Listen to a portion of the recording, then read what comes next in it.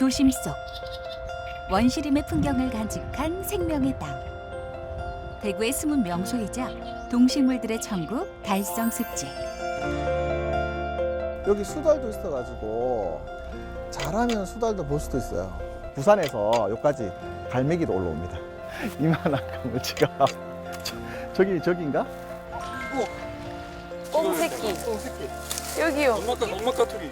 여기 완전 많아요. 여기 네 마리.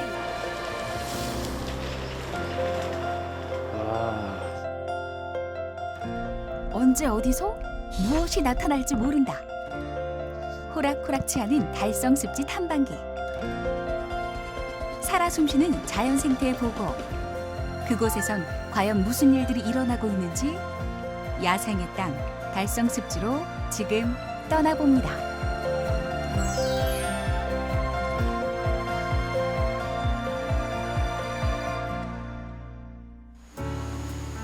영남의 젖줄 낙동강과 대구를 관통하는 금호강이 만나는 지점. 드넓게 펼쳐진 강줄기를 따라 녹음이 우거진 이곳. 달성습지에 도착했습니다. 수많은 동식물이 자생하고 있는 터전. 그야말로 대구의 허파라 부르기에 손색이 없는 곳이죠. 오늘 탐사를 함께할 전문가. 2008년부터 꾸준히 달성습지를 관찰하고 연구 중인 달성습지의 파수꾼 김종현 대표와 동행합니다. 한때 사라질 위기에 처했던 달성습지를 살리고자 20여 년간 진행된 복원사업. 덕분에 달성습지는 많은 생물의 보금자리란 기능을 되찾을 수 있었습니다. 금방 뛴 거는 이제 잉어 이런 애들 대형종들이 가끔씩 보면 이렇게 물 위로 또 뛰는 현상들. 저기 보시면 저게 민물 가마우지예요. 과거에는 척세트 왔다 갔다 했다가 지금은 뭐 기상 이온이라든지 아니면 기후 상승으로 인해 가지고 텄어야된 종들이 많아요. 예를 들면 우리가 보는 백로류 같은 경우에도 원래 여름 철새인데 날씨가 따뜻해지다 보니까 이제 그냥 머무는 형태로 텃새와 보이는 경향들이 있는 거죠. 저 흰색으로 보이는 것들은 지금 외가리고요. 외가리가 외가리는 이제 육식 조류 중에 하나라서 물고기, 작은 물고기를 먹이원으로 하는. 그러니까 외가리의 먹이원, 즉 다른 식육 조류들의 먹이원이 되는 애들이 많다는 게 반증이 되겠죠. 먹이와 휴식처는 풍부하면서 인적은 드문 환경. 기후변화와 서식지 파괴로 고통받는 새들에겐 그야말로 낙원이 아닐 수 없습니다. 이 지역이 범람으로서의 가치가 굉장히 높다는 이유가 과거에는 낙동강 본류와 그다음에 금호강 본류들이 만나는 지점이 수위가 굉장히 올라가는 경향을 보입니다. 그러다 보니까 주변 지역이 물에 잠기는 현상들을 보입니다. 물에 잠긴다는 것은 뭐냐면 그 속에 살고 있는 생물들이 한번 바뀐다는 얘기가 되겠죠. 그 바뀜으로 인해 가지고 외부의 새로운 생물들이 다시 들어와서 자리를 안착하게 되고 그러다 보니까 생물 다양성들이 다른 지역보다 굉장히 높은 형상을 보인다는 거죠. 그리고 우리나라에서도 이렇게 범람원으로 자리 잡은 지역이 거의 없습니다. 오래전부터 이 지역은 낙동강과 금호강을 연결하는 하천 교통의 요지였습니다. 전국의 물자가 사문진 나루터를 통해 대구로 운반됐죠. 하지만 태풍이 불어닥치거나 장마철이 되어 큰 비가 쏟아지면 하천이 범람해 수몰이 잦은 지역이기도 했습니다. 인간에겐 재앙이었던 홍수가 아이러니하게도 습지에는 영양분을 공급하는 중요한 순간이 되었습니다. 네, 원래는 달성습지가 지금 하중도의 건너편이죠. 그 하중도 건너편에가 원래 달성습지였는데, 그러니까 4대강 사업을 진행하면서 그 가운데, 그러니까 낙동강 본류와 금호강 하류 부분 만나는 부분을 가운데 부분에 자르다 보니까 과거에는 낙동강이 달성습지를 안 만났는데 그 잘려져 있는 부위에서 물이 유입되면서 낙동강 물이 달성습지로 유입되는. 과거 낮은 모래톱으로 연결돼 농지 및 모래 채취에 활용되던 지역. 4대강 사업 이후 새로운 수로가 개척되면서 하중도가 만들어지고 현재의 습지 형태가 되었습니다.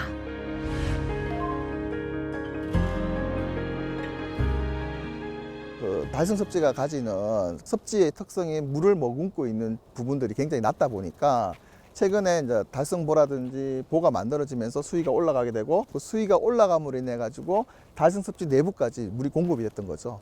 그러다 보니까 좀 아이러니하게도 달성 습지에는 자그마치 20종 이상의 멸종 위종들이 서식합니다. 과거에는 한 두세 종밖에 확인 안 되는 것들이 지금 같은 경우에는 포유류, 조류, 양서류, 파충류, 곤충까지 다양한 생물들이 법정 보호종들이 출몰하는 지역이죠. 이후에도 달성 습지엔 다양한 형태의 복원 사업이 꾸준히 진행됐습니다. 그 과정에서 수몰된 지역의 나무들은 고사목이 되어 새들의 휴식처가 됐고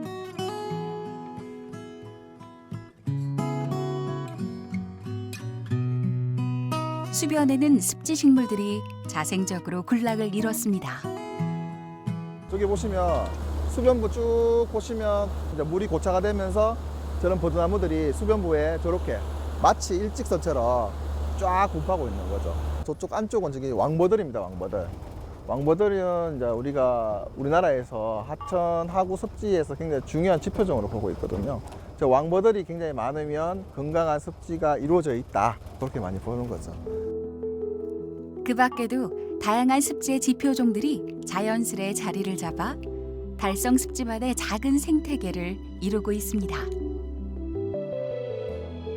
여기 잘 보시면 모래톱이 마치 우리가 토성처럼 쌓은 것처럼 이렇게 딱 다 높잖아요. 지금 보시면 이게 뭐냐면 아까 저 범나무의 역할에서 계속 이렇게 물이 한번 뒤집어지면서 만들어져야 되는데 그런 현상 없이 자꾸 이렇게 깎이기만 깎이다 보니까 저렇게 절벽 형태로 되는 거거든요. 그러다 보면 이제 이게 높아지게 되고 물이 빠지면 위에는 건천화가 돼버리고 밑에는 습지가 되면서 이제 육화되는 현상들이 발생이 되는 거죠. 달성 습지의 상징과도 같았던 넓게 펼쳐진 모래톱은 이제 자료에서나 볼 수 있게 됐고 하천 정비 사업으로 인해 습지는 건강을 회복했지만 달라진 환경으로 인한 변화들은 또 다른 고민거리를 낳고 있습니다.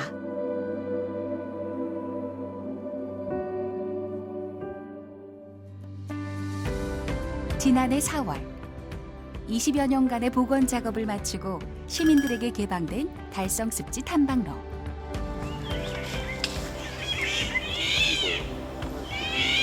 습지와 육지의 완충지로서 수변부와는 또 다른 형태의 생태계가 자리 잡은 곳이죠.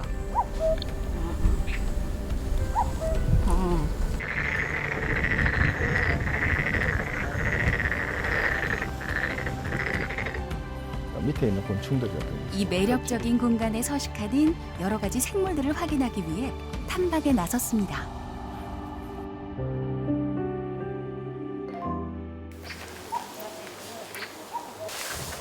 이 근처에 있나 보다.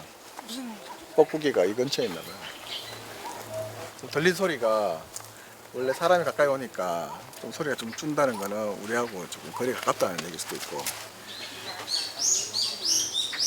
이건 다 박새 맞지? 네. 박새들 우는 소리.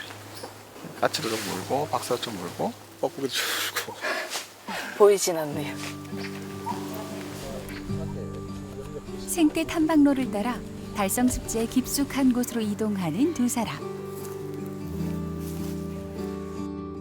과연 어떤 생물들이 우리를 반겨줄까요? 여기가 지금 보이는지 모르겠는데 여기 색강입니다.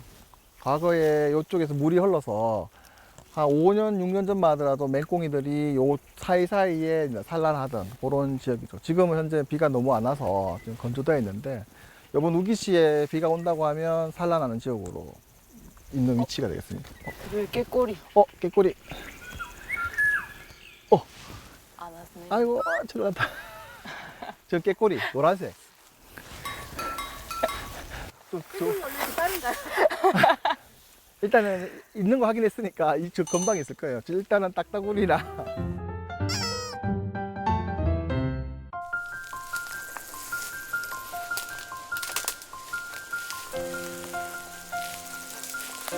지속적인 가뭄하고 비가 너무 안 와서 습지 전역적으로 봤을 때 물이 공급이 조금 필요한 상황이고요.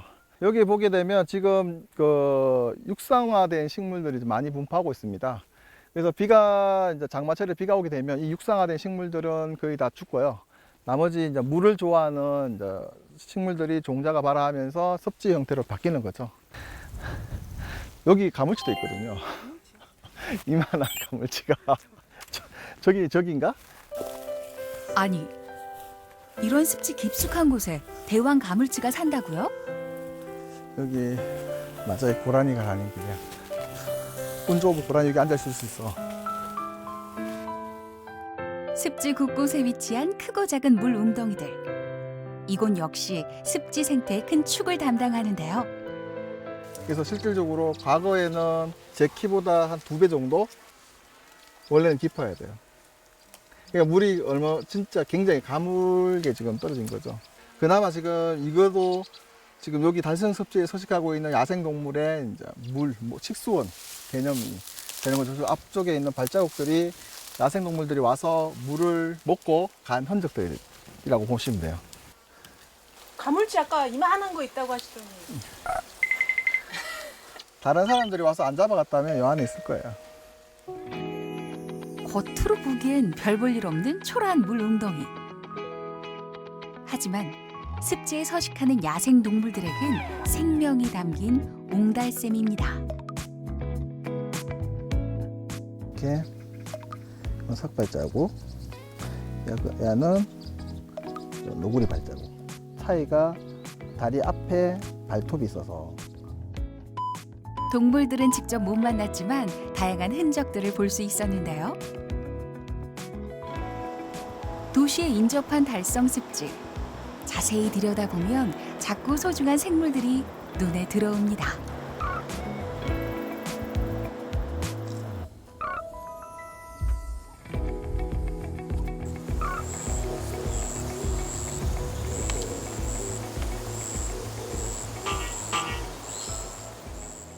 꽁새끼. 꽁새끼. 여기요. 엄마 까투리. 여기 완전 많아요. 길을 걷던 중 무언가 여기 좀 발견한 네 탐사대. 마리. 하나, 둘, 셋, 넷, 다섯.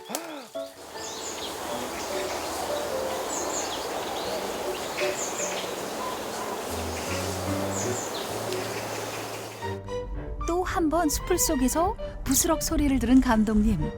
용감하게 카메라를 넣어보는데요.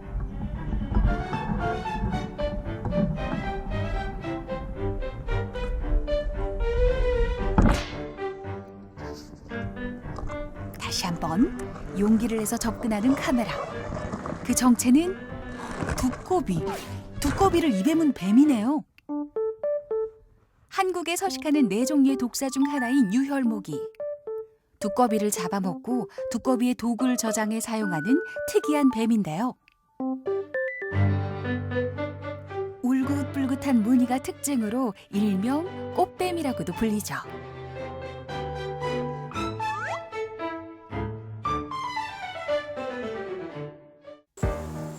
다음 목적지엔 산책로를 따라 펼쳐진 작은 습지가 있다는데요. 이곳은 사실 사람이 조성한 인공 습지라고 합니다. 여기는 2년 전에 수로용 습지라고 해서 만든 습지입니다. 2년이 지났음에도 불구하고도 그 습지의 기능을 다 갖고 있는 모습을 볼 수가 있고요. 보시면 수로 근방에 지금 버드나무류들이 현재 어린 개체들이 자라고 있고, 향후 시간만 좀 더 지난다고 하면 인공적인 형태인데도 불구하고도 자연적인 형태와 유사한 형태로 닮아가는 형태를 볼 수가 있는 거죠. 또 지금 수면부에 떠 있는 것은 노랑어리 용꽃인데, 이 시기에 낙동강 하구 쪽에서 주로 볼 수 있는 지표종이 되는 종이 되겠습니다. 지금 계절적으로 철새들이 많이 없고 박새나 그런 맷비둘기 그 1년 내내 볼 수 있는 텃새류들이 우점하고 있거든요. 그리고 여름이나 겨울 되면 이제 철새들이 이런 인공적으로 만들어진 모래톱에 와가지고 번식도 하고, 그럼으로써 더 다양한 종들을 볼 수 있게 될 것 같습니다. 인간이 조성한 습지의 통로. 그곳에 스스로 자리 잡은 동식물들의 조화. 변화하는 환경 속에서도 자연은 적응을 거듭하고 있습니다.